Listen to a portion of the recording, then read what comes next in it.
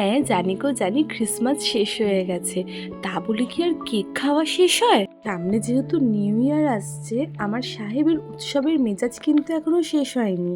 তাই ভরপুর আত্মবিশ্বাস নিয়ে উনি বসে পড়েছেন কেক বানাতে। তাহলে চলো আজকের কেকটা আমাদের শেফ কিভাবে বানাচ্ছে তোমাদের সাথে শেয়ার করি। আমাদের কাছে যেহেতু হ্যান্ড ব্লেন্ডার নেই, তাই মিক্সার গ্রাইন্ডারেই 4টে ডিম ফাটিয়ে ওটা ভালো করে গ্রাইন্ড করে নেওয়া হলো।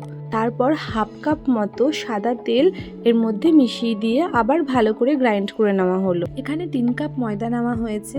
তো ফার্স্টে 3 কাপ ময়দাকে ভালো করে চেলে নেওয়া হয়েছে এবং তারপরে 2 টেবিল স্পুন বেকিং পাউডার আর 1 টেবিল স্পুন বেকিং সোডা একসাথে দিয়ে পুরোটাকে চেলে নেওয়া হলো। তারপর ওই ড্রাই মিশ্রণটাকে ডিম আর তেলের ওই মিশ্রণের সাথে মিশিয়ে হালকা উষ্ণ গরম দুধ অল্প অল্প মিশিয়ে এরকম একটা থিক বাটার তৈরি করে নেওয়া হলো।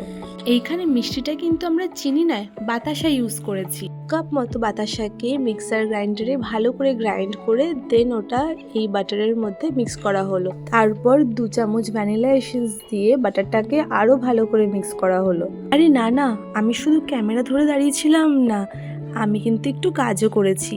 এই যে ড্রাই ফ্রুটসগুলো দেখছো, এগুলো কিন্তু আমিই কেটেছি, টুটি ফুটিটা ছাড়া, কারণ ওটা তো রেডিমেডই পাওয়া যায় দোকানে। সব কিছুকে আবার ভালো করে মিক্স করে অ্যালুমিনিয়ামের এই কন্টেনারগুলোর মধ্যে ভালো করে তেল ব্রাশ করে নেওয়া হলো। যেহেতু এটা এয়ার ফ্রায়ারে হবে, ওই জন্য এয়ার ফ্রায়ারটাকে প্রিহিট হতে রেডি করা হয়েছে। দুটো কন্টেনারই সমান কোয়ান্টিটিতে বাটারটা দিয়ে দেওয়া হলো। এবার তার উপরে টুটি ফুটি আর কাজু ছড়িয়ে দেওয়া হলো। কেক কিন্তু একটা খাবার নয়, কেক হচ্ছে একটা ভালোবাসার স্বাদ।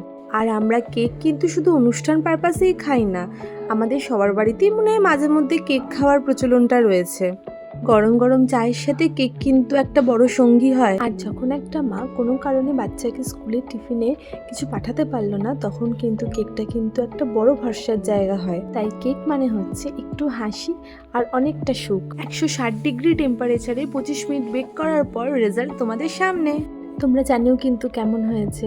আজকের মতো ভিডিওটা এখানেই শেষ করছি, আবার একদিন আসবো তোমাদের সাথে গল্প করতে। টাটা।